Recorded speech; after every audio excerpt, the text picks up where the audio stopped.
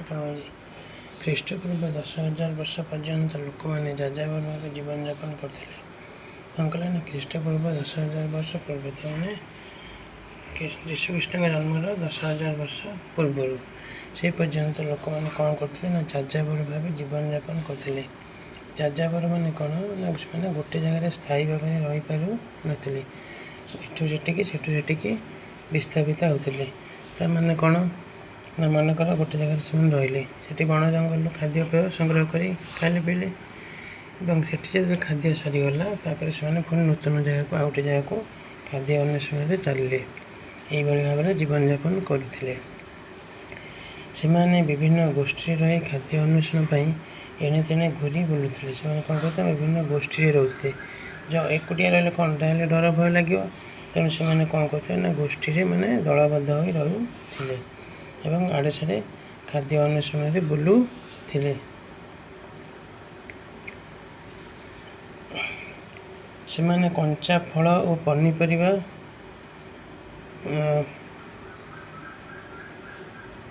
ପରେ ସେମାନେ ଜମି ଚାଷ କଲେ। ସେମାନେ କ'ଣ କରୁଥିଲେ ନା କଞ୍ଚା ଫଳ ଓ ପନିପରିବା ଖାଉଥିଲେ। ସେମାନେ କଞ୍ଚା ଫଳ ଓ ପନିପରିବା ଖାଉଥିଲେ।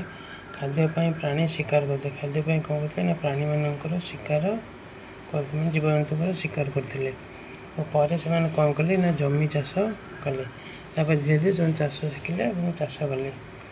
ଧାନ, ଗହମ, ଅନ୍ୟାନ୍ୟ ଶସ୍ୟ ଜାତୀୟ ପଦାର୍ଥ ଉତ୍ପାଦନ କଲେ। ଧୀରେ ଧୀରେ କ'ଣ କଲେ ନା ଧାନ, ଗହମ ଓ ଅନ୍ୟାନ୍ୟ ଶସ୍ୟ ଜାତୀୟ ପଦାର୍ଥ ଉତ୍ପାଦନ କଲେ।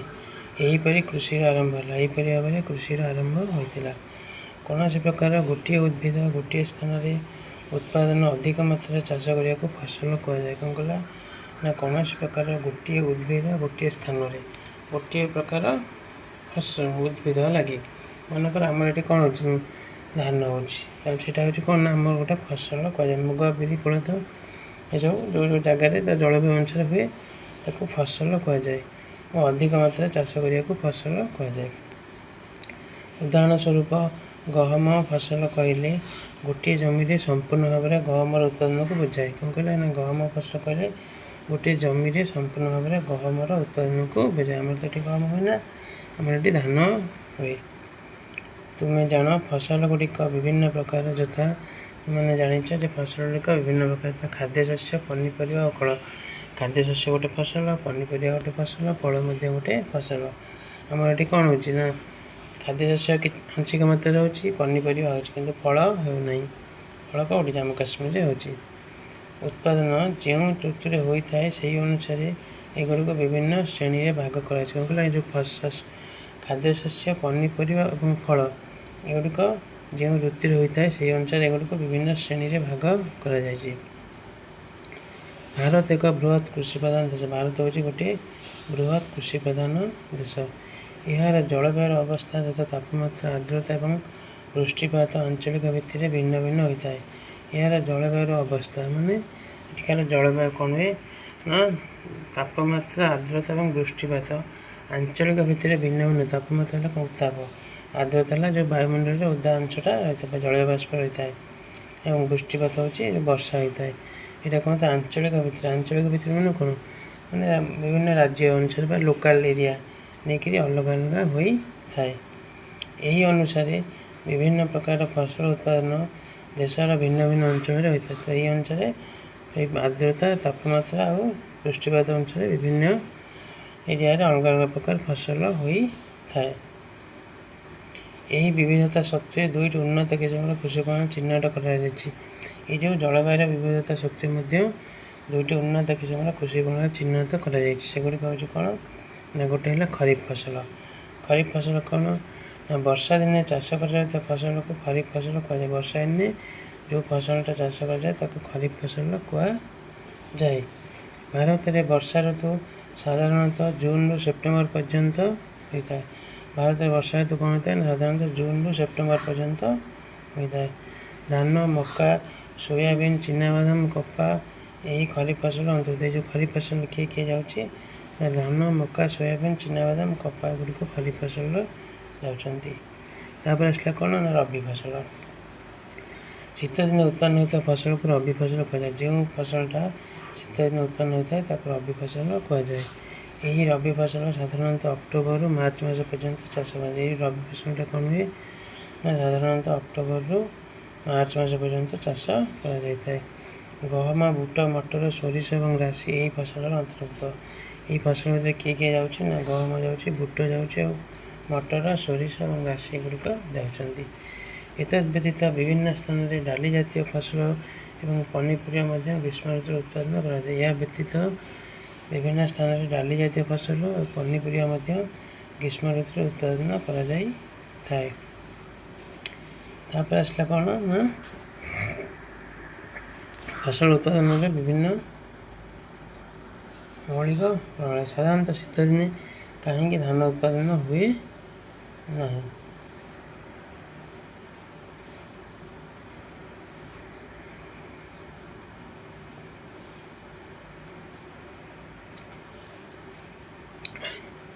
ଧାନ ପ୍ରଚୁର ଜଳ ଆବଶ୍ୟକ କରିଥାଏ। ଧାନ କ'ଣ କରିଥାଏ ନା ପ୍ରଚୁର ପରିମାଣରେ ବା ବହୁତ ପରିମାଣରେ ଜଳ ଆବଶ୍ୟକ କରିଥାଏ। ଏହାକୁ ବର୍ଷା ଦିନେ ଚାଷ କରାଯାଏ। ଧାନ କ'ଣ କରାଯାଏ ନା ବର୍ଷା ଦିନେ ଚାଷ କରାଯାଏ। ଶସ୍ୟ ଉତ୍ପାଦନ ପାଇଁ କୃଷକ ଏକ ନିର୍ଦ୍ଦିଷ୍ଟ ସମୟରେ ବିଭିନ୍ନ ପନ୍ଥା ଅବଲମ୍ବନ କରିଥାଏ। କ'ଣ କରିଥାଏ ନା ଶସ୍ୟ ଉତ୍ପାଦନ ପାଇଁ କୃଷକ ଗୋଟେ ନିର୍ଦ୍ଦିଷ୍ଟ ସମୟ ଅନୁସାରେ ବିଭିନ୍ନ ପନ୍ଥା ଅବଲମ୍ବନ ପନ୍ଥା ମାନେ ବିଭିନ୍ନ ଉପାୟ। ତାପରେ କ'ଣ କରାଯିବ ସବୁ ଜିନିଷ ଗୋଟେ ଧାରା ଅଛି ନା ପ୍ରୋସେସ୍। ତୁମେ ଯେମିତି ପଢ଼ୁଛ ପ୍ରଥମରୁ ଧୀରେ ଧୀରେ ଦଶମ ଯାଏଁ ଯାଉଛ। ଏକାବେଳେ କ'ଣ ଦଶମ ଯାଏଁ ତୁମ ନାଁ ଲେଖାଇ ତୁମେ କ'ଣ ସେ ପାଠ ପଢ଼ିପାରିବ ନା ତୁମେ କିଏ ଦଶମ ନାଁ ଲେଖାଇବ? ସେମିତି ଚାଷର ମଧ୍ୟ ଗୋଟେ ପ୍ରଣାଳୀ ଅଛି। ସେଇ ପ୍ରଣାଳୀ ଅନୁସାରେ ସେ ଧୀରେ ଧୀରେ ତାଙ୍କର ପ୍ରୋସେସ୍ କରିଥାନ୍ତି। ଯେପରି ଜଣେ ମାଳି ବଗିଚାରେ କିମ୍ବା ତୁମେ ତୁମ ଘରେ ଫୁଲ ବଗିଚାଟିଏ କରିବା ପାଇଁ କାର୍ଯ୍ୟ କରେ। ଯେମିତି ଗୋଟେ ମାଳି କ'ଣ କରିଥାଏ ନା ବଗିଚାରେ ଏବଂ ତୁମେ ତୁମ ଘରେ ଫୁଲ ବଗିଚାଟିଏ କରିବା ପାଇଁ କାର୍ଯ୍ୟ କରିଥାଏ। ସେହିପରି କୃଷି ପାଇଁ ବିଭିନ୍ନ କାର୍ଯ୍ୟ ଆବଶ୍ୟକ ହୋଇଥାଏ। ଏହି ପ୍ରକାର କାର୍ଯ୍ୟକଳାପକୁ କୃଷି ପ୍ରଣାଳୀ କୁହାଯାଏ। ତ ଏଇ ଯେଉଁ କାର୍ଯ୍ୟକଳାପ ବା ପନ୍ଥା ଅବଲମ୍ବନ କରାଯାଏ ତାକୁ କୃଷି ପ୍ରଣାଳୀ କୁହାଯାଏ। କୃଷି ପ୍ରଣାଳୀ ଗୁଡ଼ିକ କ'ଣ ହେଲା? ପ୍ରଥମ ହେଲା ମୃତ୍ତିକା ପ୍ରସ୍ତୁତି। ପ୍ରଥମେ ମାଟିକି ଆମେ ଚାଷ ଉପଯୋଗୀ ପାଇଁ ପ୍ରସ୍ତୁତ କରିବା। ଦୁଇରେ କ'ଣ କହିଲା ନା ମଞ୍ଜି ବୁଣା। ତାପରେ କ'ଣ କରିବା ନା ମଞ୍ଜି ବୁଣିବା। ତିନିରେ କ'ଣ କହିଲା ନା ଖତ ଓ ସାର ପ୍ରୟୋଗ। ଖତ ଦେବା ବିଲରେ ବା ସାର ଯାହାଦ୍ୱାରା କି ମାଟି ଉର୍ବର ହେବ। ଚାରିରେ କ'ଣ ହେଲା ନା ଜଳସେଚନ କରିବା, ସେ ଜମିକି ପାଣି ମଡ଼ାଇବା। ପାଞ୍ଚରେ କ'ଣ କହିଲା ନା ଅନାବନା ଗଛ ଦମନ।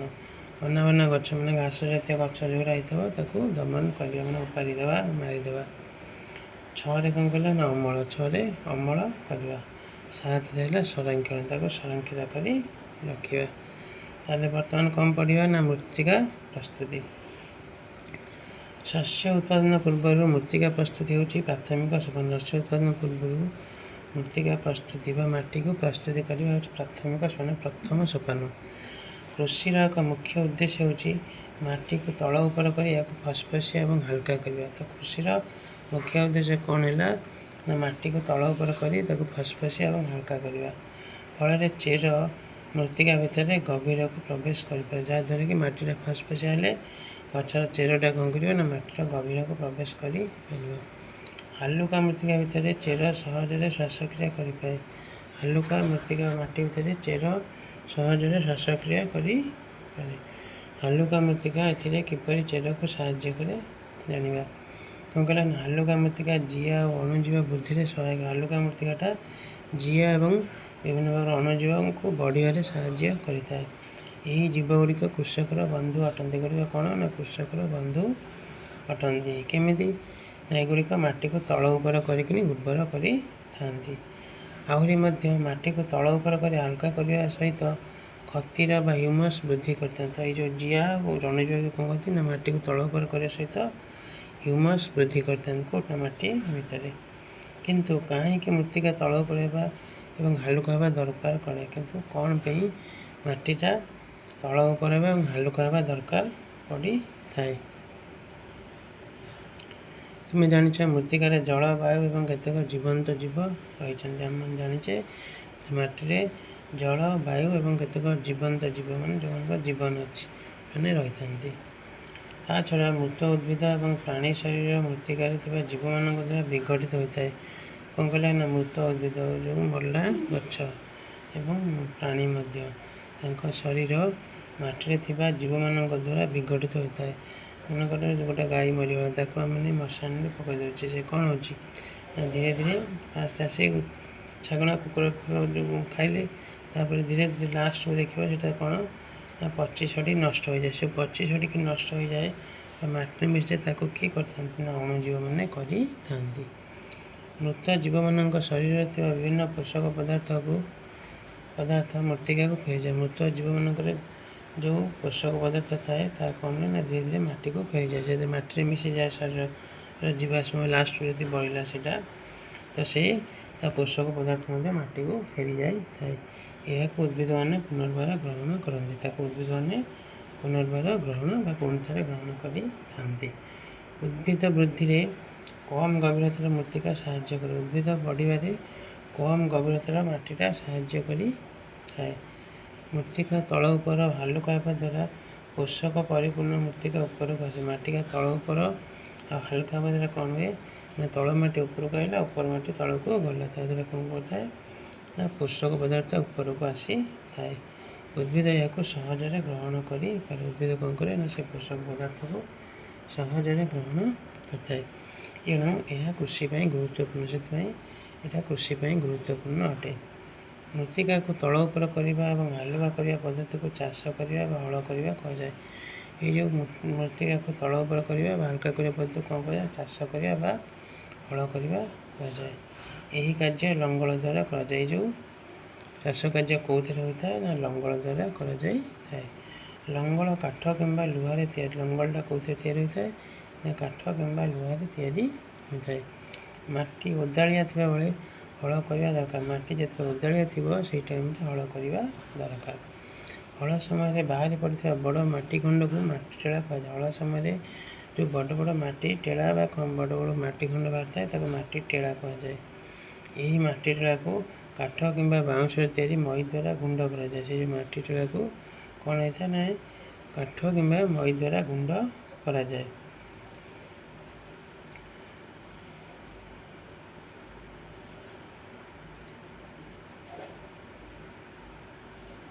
ଜମି ସମତଳ ହେବା ଫଳରେ ମଞ୍ଜି ବୁଣା ଓ ଜଳସେଚନ ସୁବିଧାରେ ହୋଇଥାଏ। ଜମି ସମତଳ କରିବା ଦ୍ୱାରା କ'ଣ ହୋଇଥାଏ ନା ମଞ୍ଜି ବୁଣିବା ପାଇଁ ସହଜ ହୋଇଥାଏ ଏବଂ ଜଳସେଚନ ମଧ୍ୟ ସୁବିଧାରେ ହୋଇଥାଏ।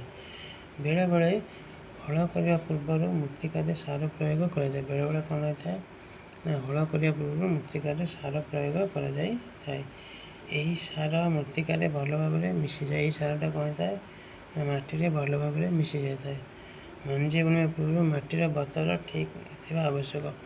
ମଞ୍ଜି ବୁଣିବା ପୂର୍ବରୁ ମାଟିର ବତର ମାନେ ଓଦା ଅଂଶଟା ଠିକ୍ ଥିବା ଆବଶ୍ୟକ। ବେଶୀ ଓଦା ହେଲେ ହେବନି, ଅଧିକା ଓଦା ହେଲେ ମଧ୍ୟ ହେବ ନାହିଁ। ଆଜି ପାଇଁ ଏତିକି ଥାଉ। ନେକ୍ସଟ ଉପକରଣ ନେକ୍ସଟରେ ପଢ଼ିବା।